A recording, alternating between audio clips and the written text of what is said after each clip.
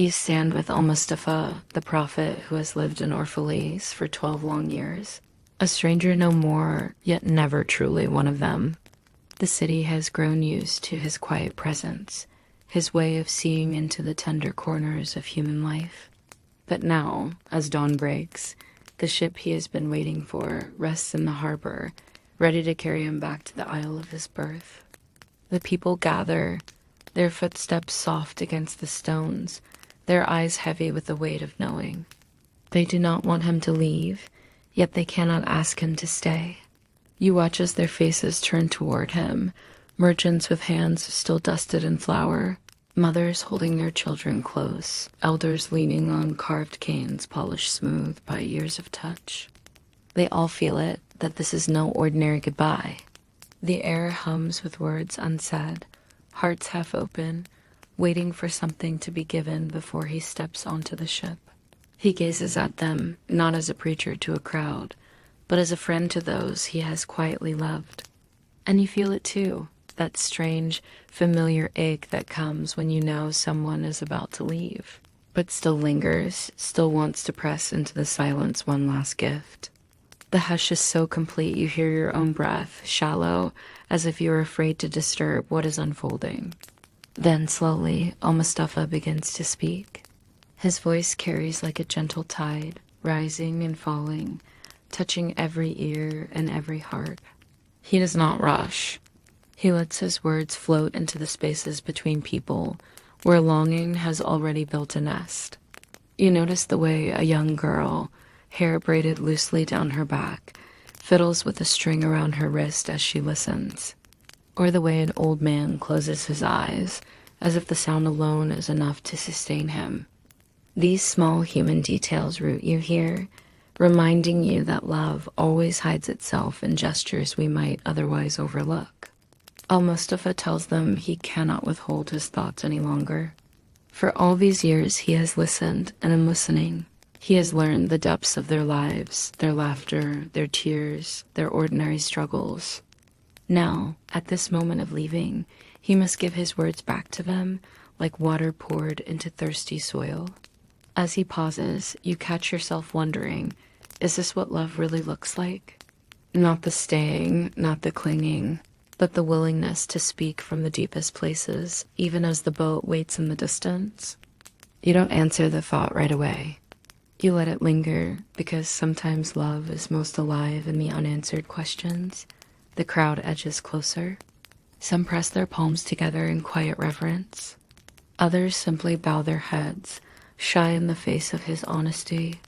You recognize the universal feeling here, the hesitation before goodbye, the wish to hold on just a little longer.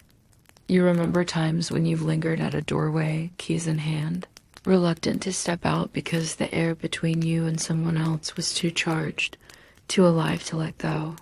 One woman, draped in a shawl that slips slightly off her shoulder, steps forward.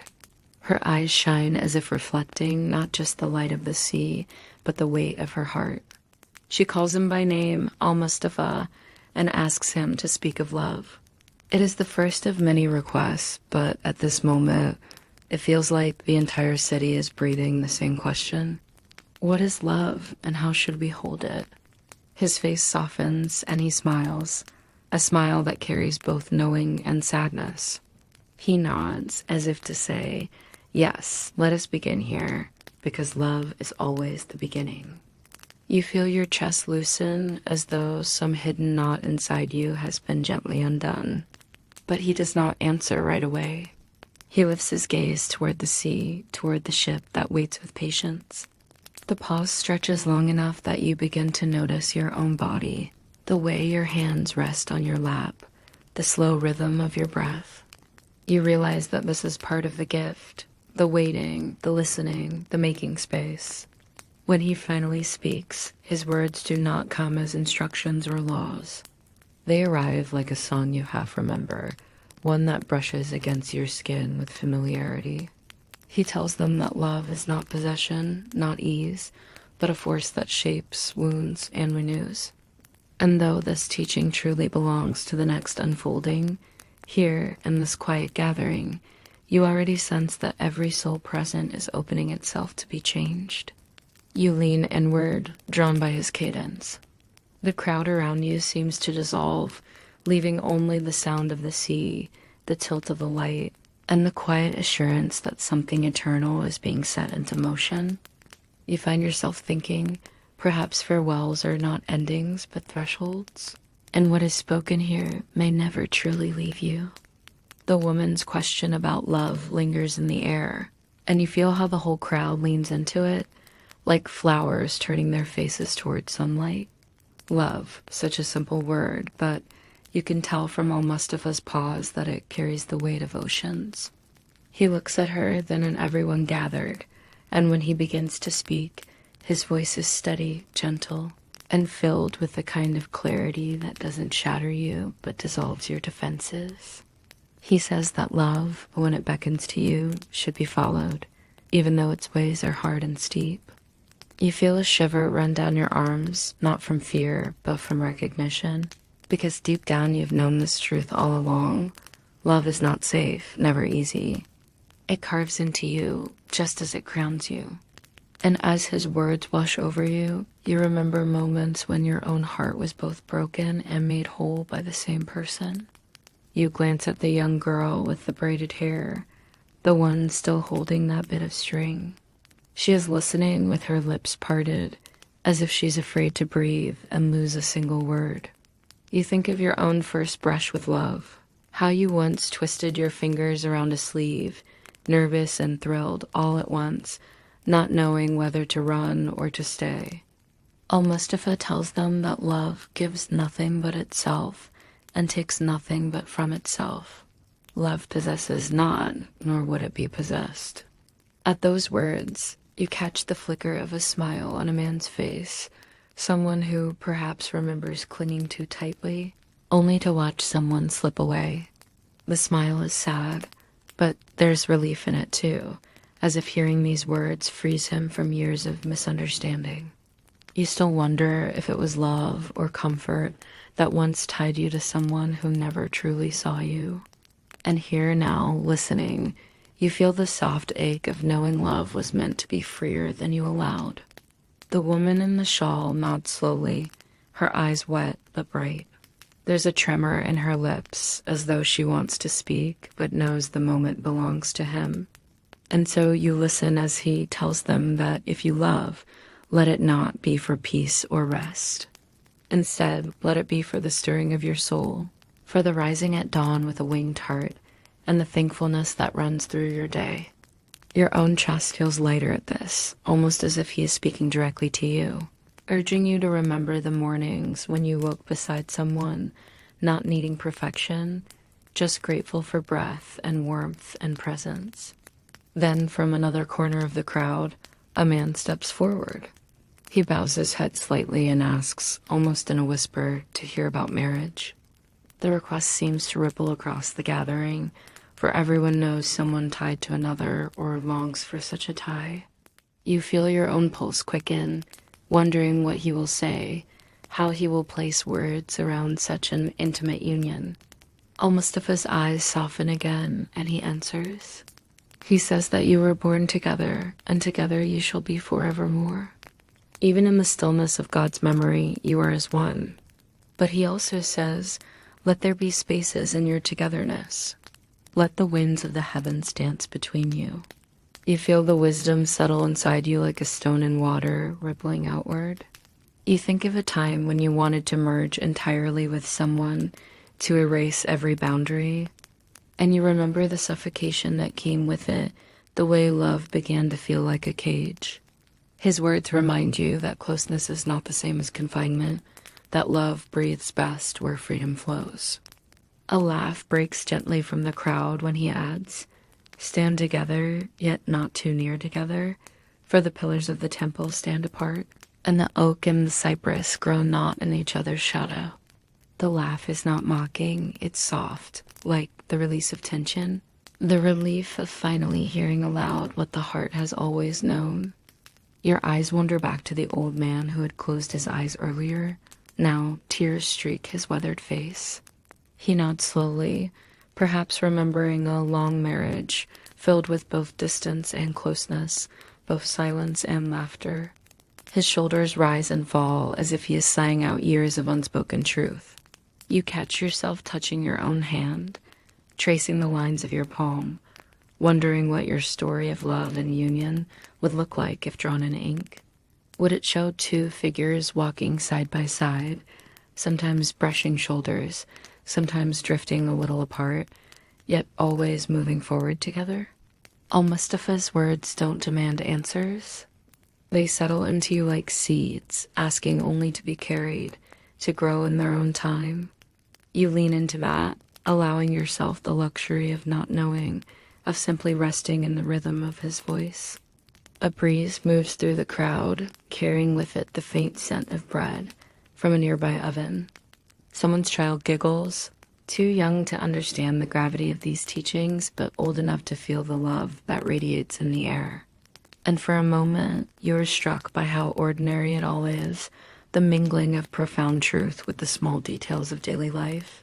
The shawl slipping, the string wound around a finger, the taste of bread. You realize love lives in both the soaring and the simple. As his voice trails into silence, the people do not rush to speak. They let the quiet hold them, as if savoring the aftertaste of his words. You too feel the pull of that silence, deep and steady, like a heartbeat that refuses to be hurried. The morning stretches on, warm and soft, carrying with it the scent of the sea and the quiet murmur of the town coming alive. You notice how Almustafa's presence seems to shape the space around him, not with command, but with gentle gravity. Every word he has shared about love and marriage leaves a trace, like footprints in wet sand, delicate but undeniable. And now he turns to speak of joy and sorrow, weaving them together as if they were threads of the same fabric. He says that joy and sorrow are inseparable, that the deeper your sorrow, the more room there is for joy to bloom. You feel a chill, not unpleasant, ripple along your spine.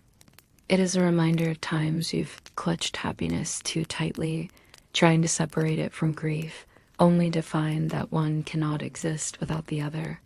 You think of a morning when laughter followed tears in the same breath, how strange and full it felt to be alive. You watch a young couple in the crowd, hands barely touching, their fingers hesitant, not sure if the moment belongs to them. You recognize the nervous tension. They want to lean into joy, but fear the sorrow that might follow. Almustafa's words reach them, and you see a subtle exhale, a letting go, a permission to feel without restraint. He speaks of friendship next, the quiet support that does not demand but simply is. You notice the way an older woman, leaning lightly on a cane, smiles faintly when she hears this. She taps her tea mug absent-mindedly against her lap, a small gesture of habit, yet one that now seems intimate, like a secret she shares with herself. You think about your own friendships, the subtle rhythms of care that often go unnoticed, the notes left on a fridge, the call that comes when you least expect it, the laughter shared in silence. Almustafa tells them that friends are the mirrors in which we see ourselves most clearly, and sometimes most tenderly. You still wonder if you have given your friends enough space to reflect back to you, or if you have demanded too much, holding them like fragile glass in your hands. And the thought stirs something soft and wistful inside, the ache of realizing that some moments cannot be reclaimed, only remembered. The crowd listens with rapt attention, the children quiet now, feeling the weight and lift of the ideas before them. You note a boy no older than 10, leaning against his mother's leg, eyes wide. You remember the wonder of childhood, how every emotion seemed vast and infinite, how sorrow could fill a whole day and joy could overflow in seconds.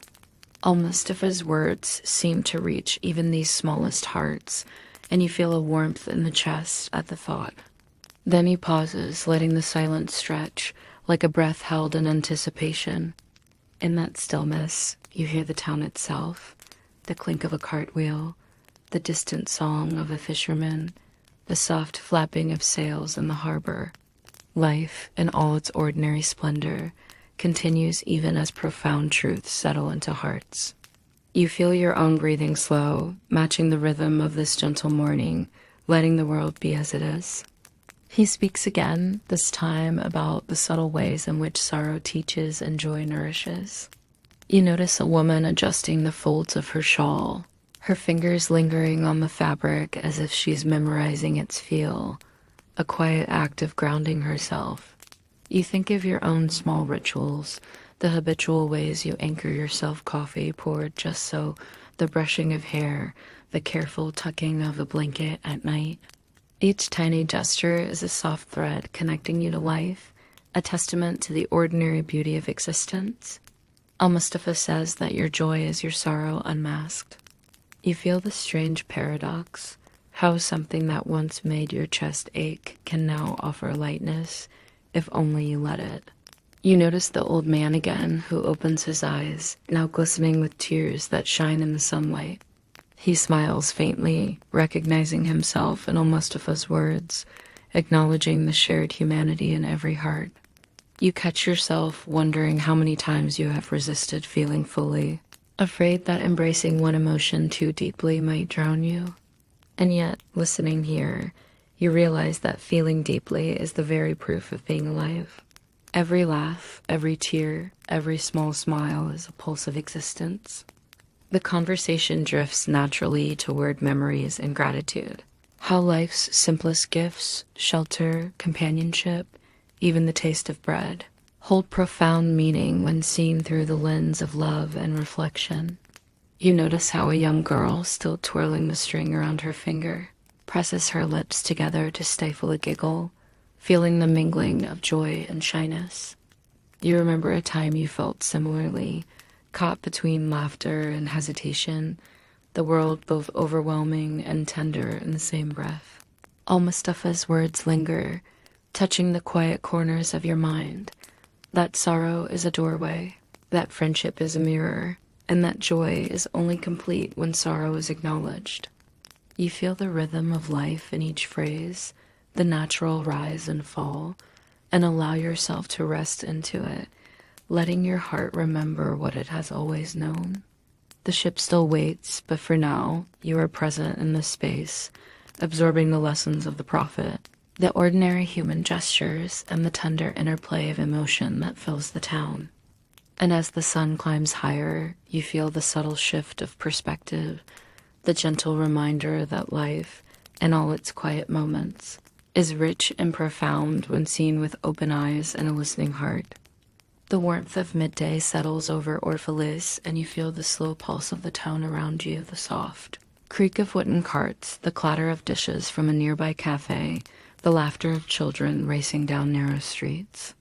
Al-Mustafa's voice rises again, this time to speak of work, freedom, and the delicate threshold of death. You sense that these words, though calm, carry a gravity that pulls at the corners of your thoughts, inviting reflection rather than fear. He begins with work, describing it not as obligation, but as love made visible. Work is love made manifest, he says, and you watch as the crowd leans in, nodding. You notice the baker wiping his hands on his apron, catching the sunlight that glints off flour-dusted fingers, and you feel a warmth at the sight. You remember the times your own labor, small or large, was infused with care, how kneading dough, typing letters, or painting a wall could become a quiet act of devotion. There's a satisfaction in that, a tether to life that is both grounding and uplifting. Al-Mustafa moves seamlessly into freedom, reminding everyone that it is not granted nor taken, but lived. Freedom, he says, comes from within, from aligning your life with truth and letting the heart breathe fully. You feel the words press gently against your chest. You think of moments when you have felt trapped, not by walls, but by fear, habit, or expectation, and the quiet liberation when you dared to step beyond them, even slightly. A young man in the crowd shifts, brushing sweat from his brow, and you notice his hesitant glance at his companion, as though seeking permission to embrace this new idea of freedom. You understand that sensation, the cautious hope that life might be lived differently, that you can own your choices without guilt or constraint. You still wonder if you have truly let yourself feel free, or if small fears continue to bind your steps. Almustafa's voice softens, and the topic of death rises naturally, not as an end to dread, but as a doorway to understanding.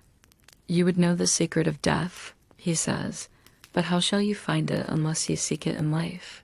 His words brush against you like a quiet breeze. You glance at the elderly woman, the one whose tea mug tapped gently against her lap earlier, and notice her eyes distant yet attentive, reflecting on a lifetime of lived moments and the inevitability of the last. He continues, telling them that death is not defeat, but transformation, the final whisper that lets the soul rise. You feel a gentle tremor in your chest at the thought, a mix of fear and relief. You recall someone you loved, someone whose absence left silence heavy in your home, and you suddenly see that memory not only as loss, but as a reminder of depth, of the invisible threads that continue to connect you. In the crowd, you spot the young girl, still twirling her string, now pausing to tuck a stray braid behind her ear.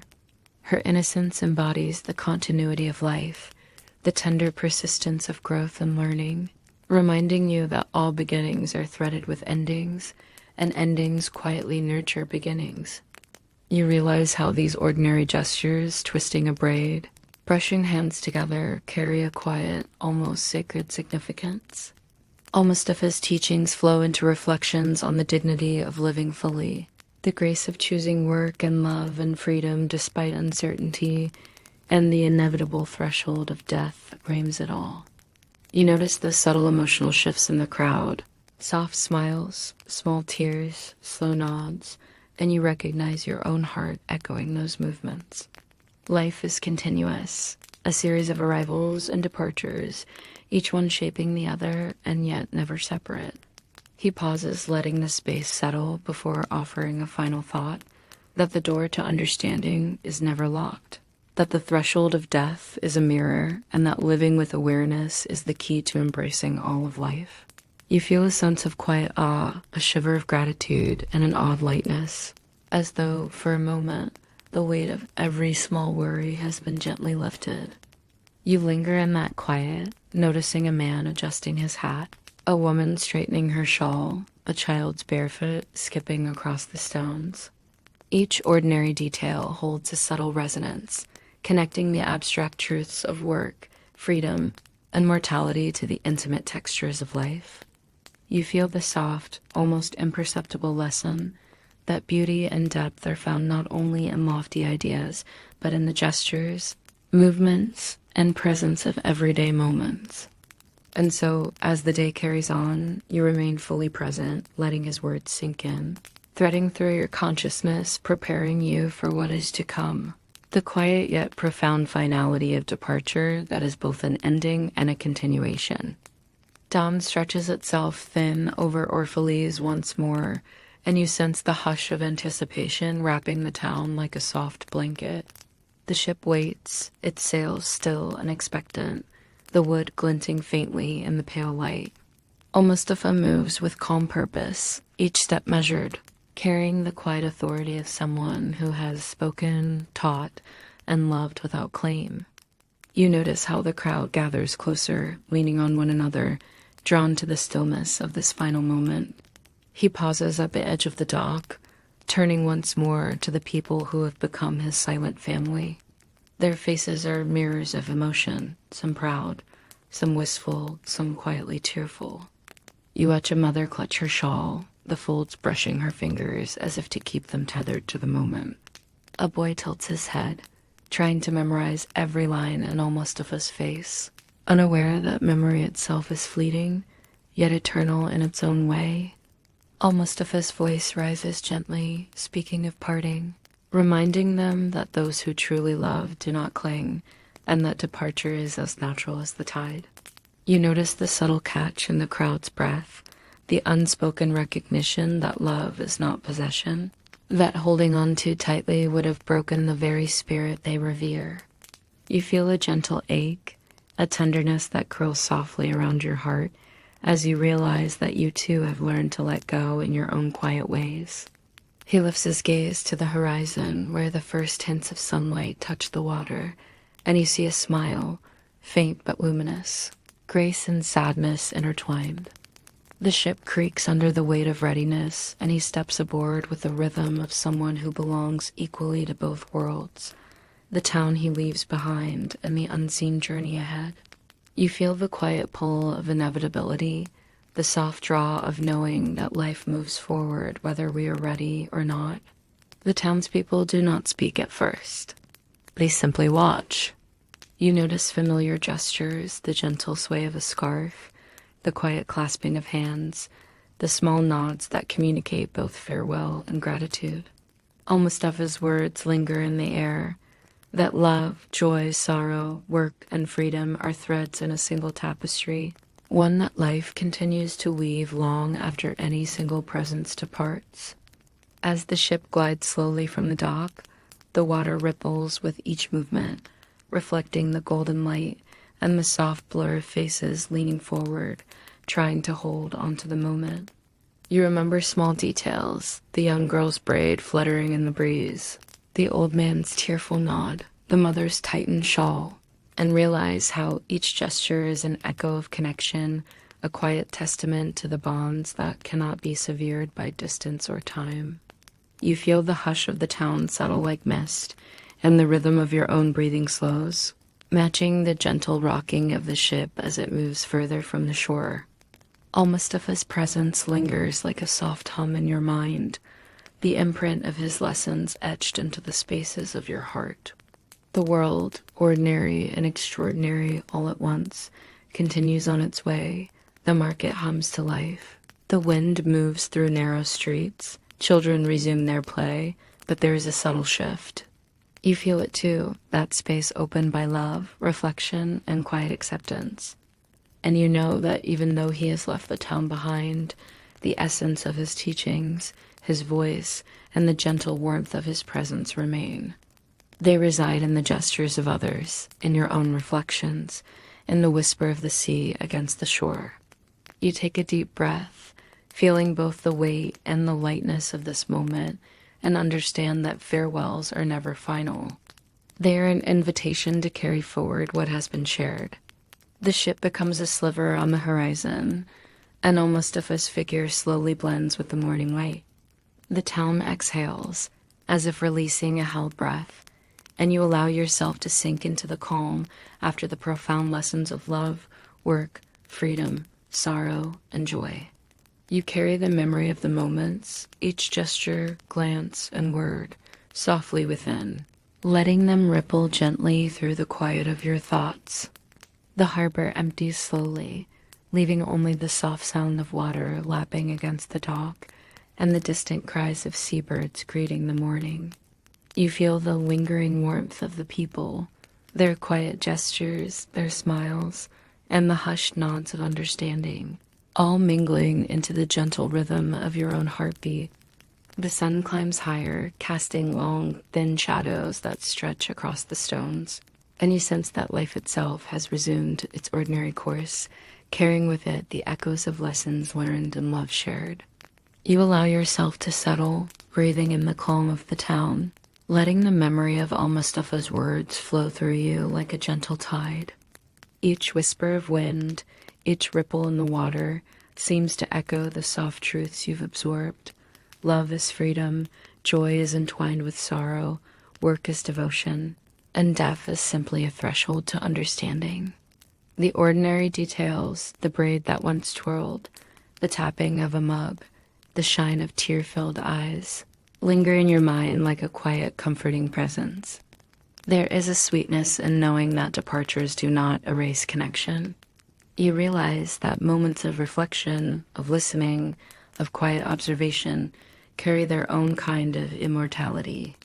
You feel the soft weight of gratitude for these ordinary yet extraordinary experiences, and the assurance that life's gentle rhythms continue even after farewells.